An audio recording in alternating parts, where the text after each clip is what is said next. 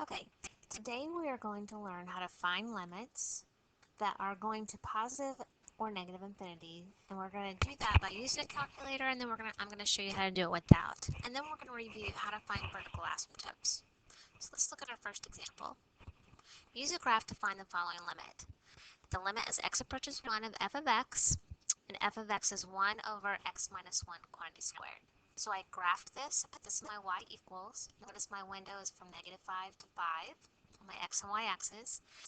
To find the limit, remember I had to find the limit as x approaches 1 from both sides. So do you see I have what looks like a vertical asymptote right here at x equals 1?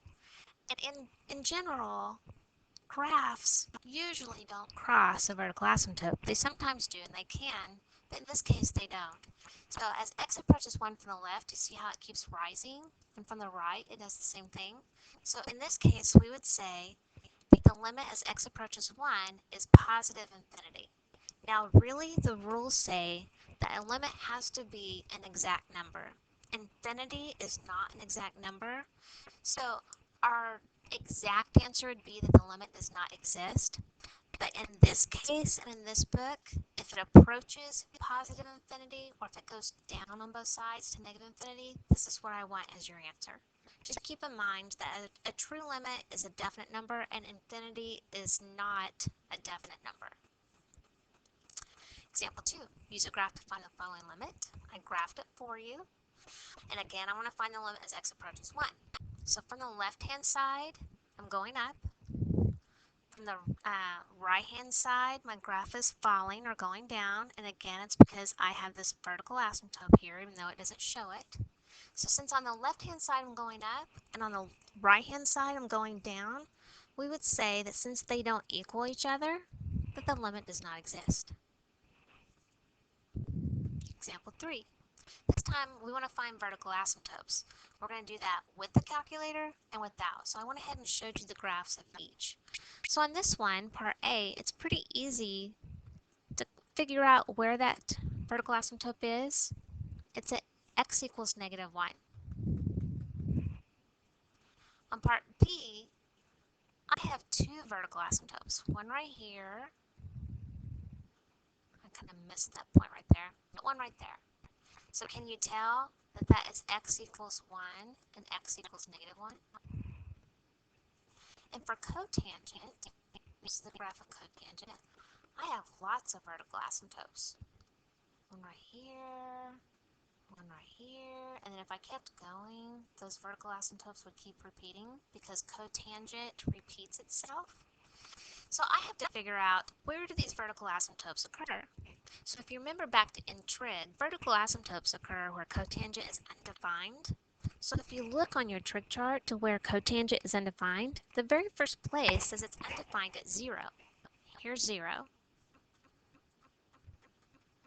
Then the next place says that it's at pi, or 180 degrees. My next one is at 2 pi, or 360. Do you see if I kept on going, it would be all of these places?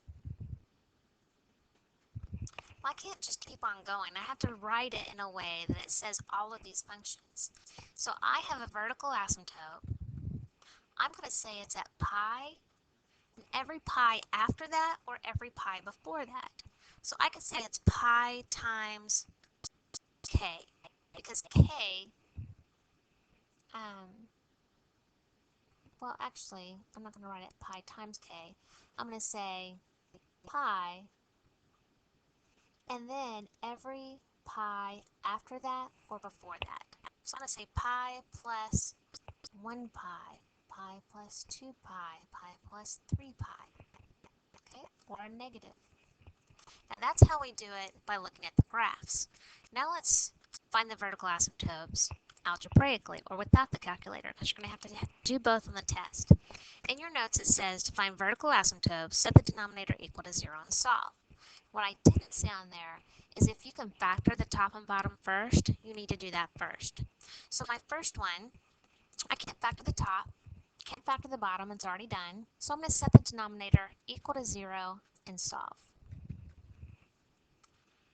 Set each factor equal to 0, 2 equals 0, can never happen, so I don't have to worry about that.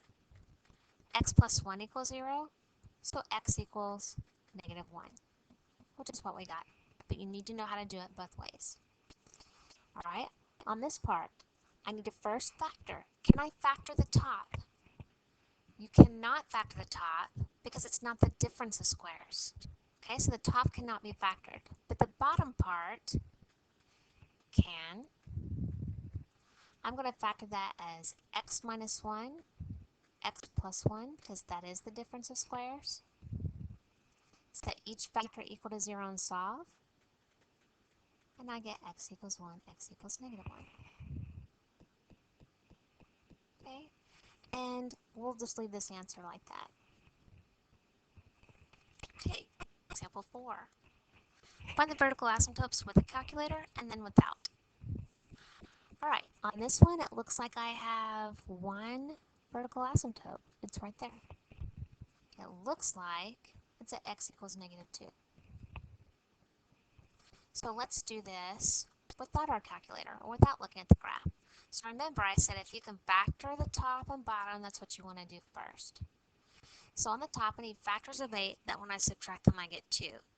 So that's going to be 4 and 2. My 4 is going to go with the plus sign, my 2 is going to go with the minus sign. The bottom, this is the difference of squares. So that's going to factor x minus 2, x plus 2. Now here's why we want to factor. If I just set the denominator equal to 0, it looks like I should have 2 asymptotes. But I don't, I just have 1. Here's what happens. When you have common factors that will cancel, I'm going to cancel my x minus 2's. That just leaves me with x plus 2 on bottom. Set that equal to 0 and solve, x equals negative 2, which is what we got. But I need to figure out what happened to my two things that canceled right here. Something happened there. Here's what happens. Anytime you factor and you have something that canceled out, that's where a hole occurs in your graph. So if I take what canceled, set it equal to 0 and solve, x equals 2, and it doesn't show on the calculator, but you actually have a hole in your graph. So to find holes in your graph, you factor, cancel, set it equal to 0, that's where the hole occurs. Alright, whatever's left, set that equal to 0, that's where the vertical asymptote occurs.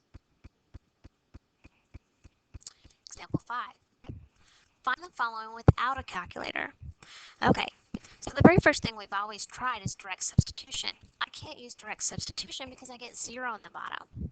The other thing we've always tried is to factor. If I factor this,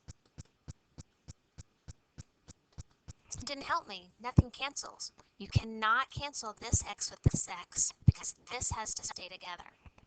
So I've tried all my options. I factored. I can't rationalize by using the conjugate. It's not a trig function. So I'm kind of stuck.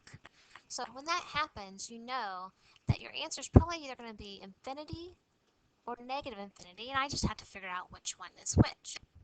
So in order to do that, here's what you're going to do. You're going to plug a number, because I want the limit as x approaches 1 from the right. I'm going to choose a number that's really close to 1, but it's on the right-hand side of 1, like 1.1.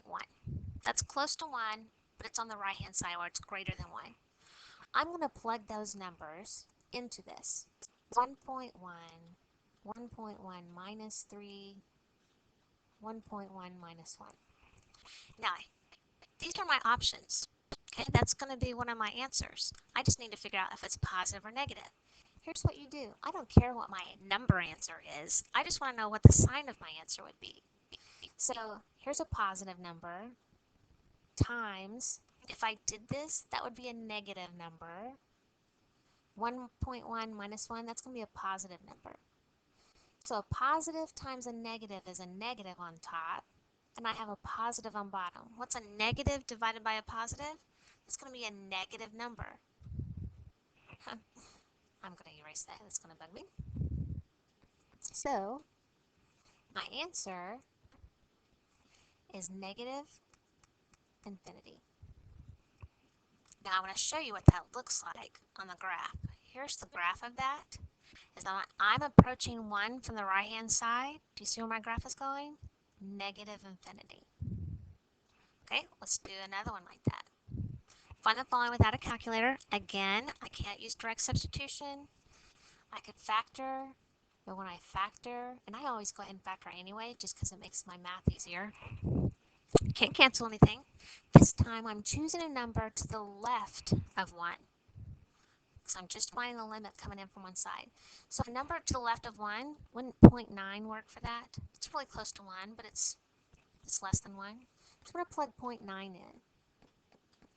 0.9 minus 3, 0.9 minus 1. Remember, we don't care what our number answer is. We just want to know what the sign would be.